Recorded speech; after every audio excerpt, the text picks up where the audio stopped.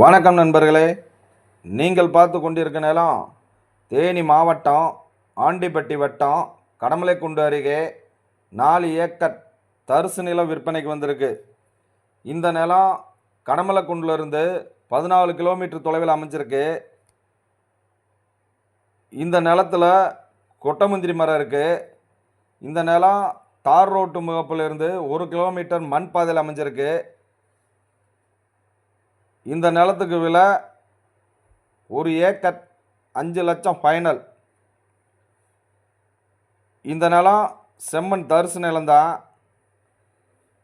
இந்த நிலத்தை சுற்றியுமே விவசாய நிலம்தான் இருக்குது.